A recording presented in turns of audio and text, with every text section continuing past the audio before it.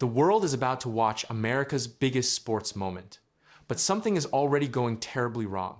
State investigations, angry fans, and shocking questions about ticket sales are putting the event under a dark cloud.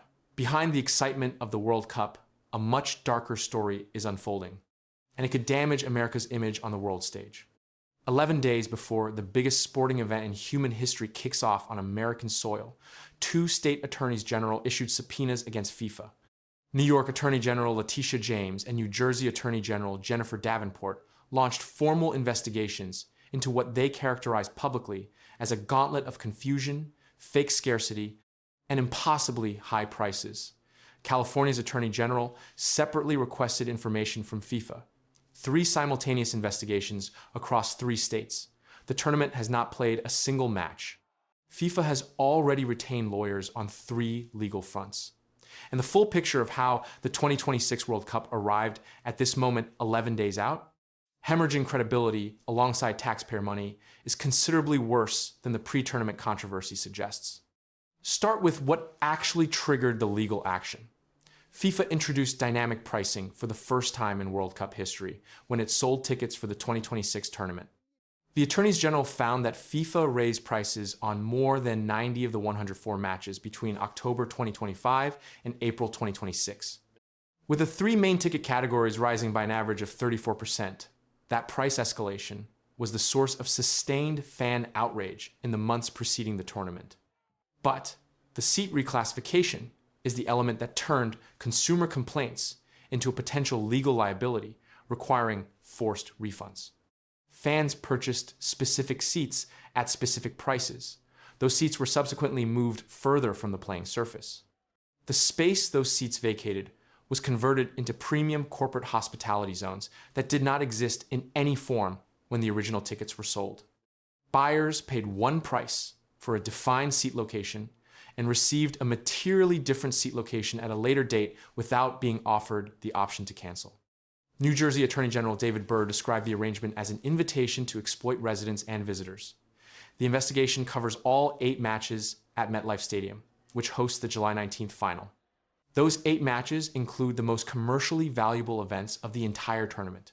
Every dollar of ticket revenue flowing through MetLife Stadium is now under formal state scrutiny.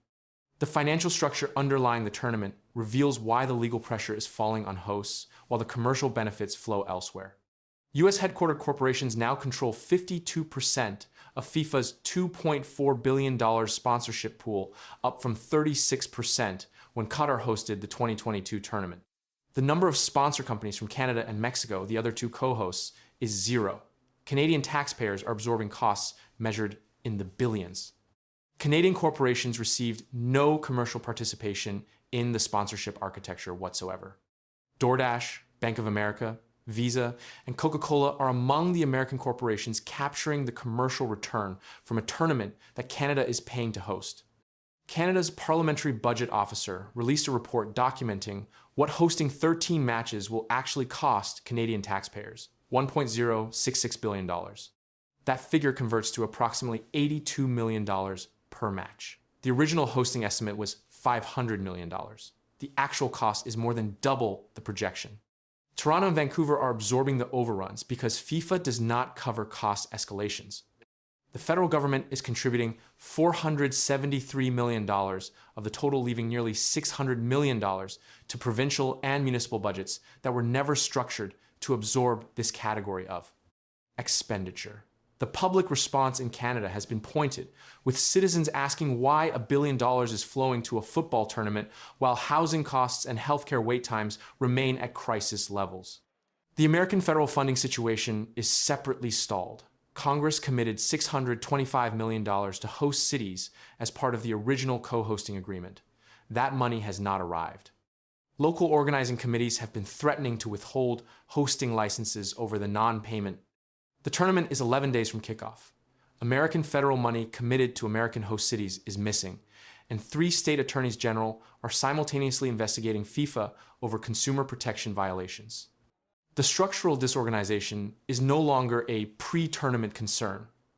It is a documented operational condition of an event already in its final preparation phase. The national team situation adds a different category of pressure. The United States suffered a 5-2 loss to Belgium in its most recent preparatory match.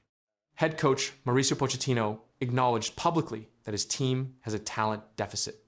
Then, on May 28th, reports emerged that Pochettino's representatives had met with Italian club AC Milan, a team that had just fired its own manager after failing to qualify for the Champions League, to discuss their vacant head coaching position.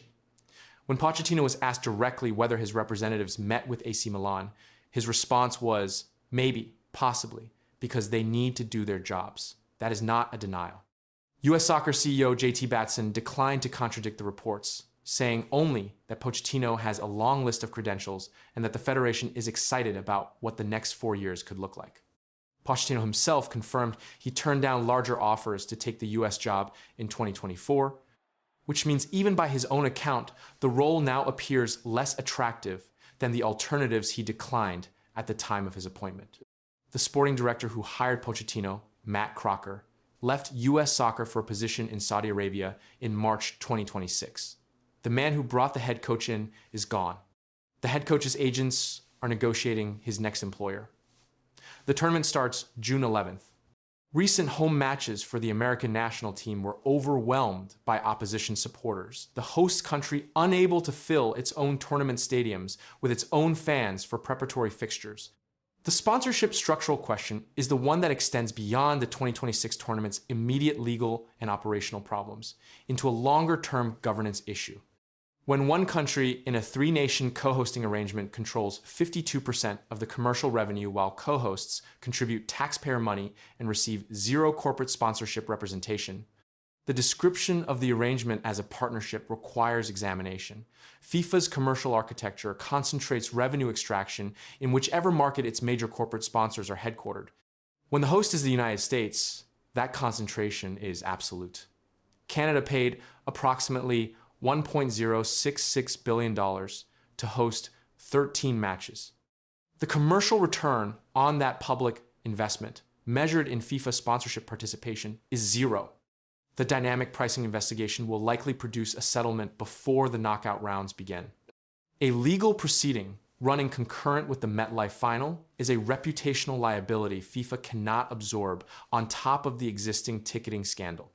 A settlement will probably include a refund program for seat reclassification victims and will establish a precedent, however narrowly written, that dynamic pricing at this scale triggers consumer protection intervention. That precedent will affect how major sporting events price tickets in American venues for years beyond this tournament.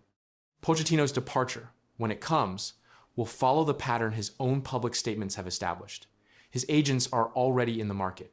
His tournament ends at the group stage if the Belgium result reflects the team's realistic ceiling. A European club position by August is the trajectory his own representatives appear to be pursuing. The sporting director who hired him already left in March. The institutional continuity required for a coherent 4-year program toward the 2030 World Cup does not currently exist at U.S. Soccer's leadership level.